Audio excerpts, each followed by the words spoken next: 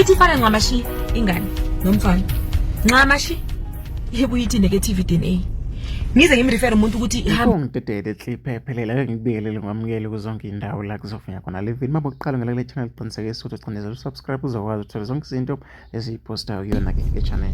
Kune post engicommente kiyo izolo concerning iDNA.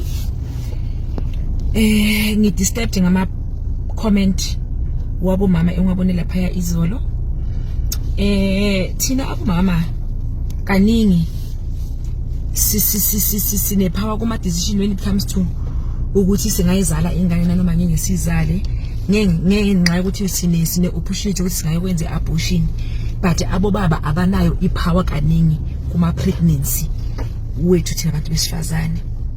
So izolo bekhuluma ngeDNA, somebody kwenziwe iDNA umntana wabuya ithi negative, so bekukhomenta ngale nto ngakhomenta ngathi mina I don't feel offending indoda mayezocela ukuthi mina nginguspecific kanje ngikwenza iDNA. I don't find it offending. If indoda I requesta iDNA, it doesn't mean ukuthi ungithole ngishita, it doesn't mean ukuthi ake ngangithembi, and then it doesn't mean ukuthi uthi ingane kusiyona yakhe. Usho ukuthi ufuna ukufila like unama reasons wakhe. Sengizowenza imizekelo ngeyami indoda sisebenza ka health sonke, and then ngiku private practice yami eclinic ngiyawenza ama DNA, and then kaningi ayabuya ama DNA 80% ama DNA sengwenzile so far since 2019. 80% yawo ithi negative. Abantwana kusibona babo baba labe bezile bazoyenza ama DNA, and then lokho kwareza iconcern endodeni yami. Akaze ngibambe ngishitha ngaze ngenze lutho, but wawacela ukuthi mina ingane zami zonke ngicela iDNA. Yonke ingane kusukela ngipregnant usuke khona sihlala sobabili, angikaze ngibe offended. Siwenzile ama DNA bebile ngiyamnikeza ingane ngithi ayihambe ka doctor omunye nomunye omfunayo uyoyenza iDNA. Now beya nama results I don't want to know because already I know. Uyayibona, so ahamba yowenza ama DNA abuye ama DNA ngimtshela ngithi hayi shame wahamba wazwa lapha kodokotela, ngiyamtshela nje ukuthi wahamba uyobapha imali. So why can't we take it that easy if we know izindlela zethu esihamba kizona? Isicelo shame. Mina I feel sometimes sisibhuli kwezinye zezinto.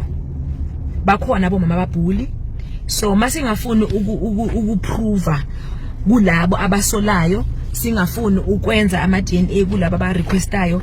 I feel ngicabanga ukuthi futhi ngibona ngathi ukuba bhuli. So guys, iDNA ibaluleke kakhulu iDNA. Ngiyayibona istory lapha kam, lapha kule practice yami, kule private clinic yami. Hayi suka madoda, ithi ifana ngamashi ingane nomfana ngamashi ibuyithi negative DNA. Ngize ngimrefer umuntu ukuthi ihambe yoyenza somewhere else ayenza ithi negative, aza yenza umuntu kuze kube kanye ka5 nje ayenze nje iDNA. So yisono lesi, isono enganeni zethu, isono kibo baba. Asenzeni kahle guys, ayikho right lento. Abangabantu nabo banenhliziyo bayabuza ubuhlungu.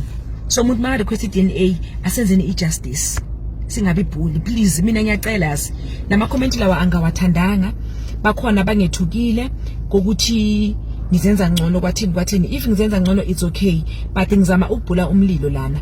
Already kune crisis yamadoda abulala abafazi. So imagine indoda ikhulise umntana for more than 15 years, at the end of the day kuzothiwa umntana akusiyena ewakhe, ukuthi kuye ifike ihlale kanjani nokuthi angenzani.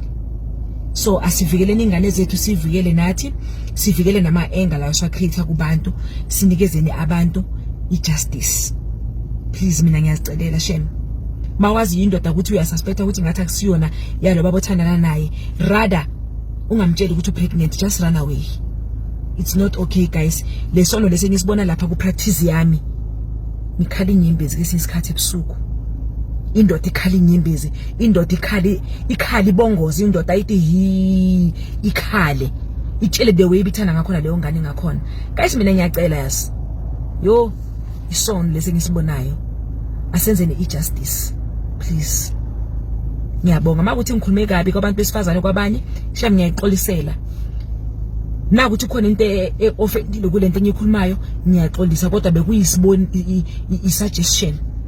ukuthi abacela iDNA masibanikeze that opportunity bayenze siqolise la senze khona kabi guys.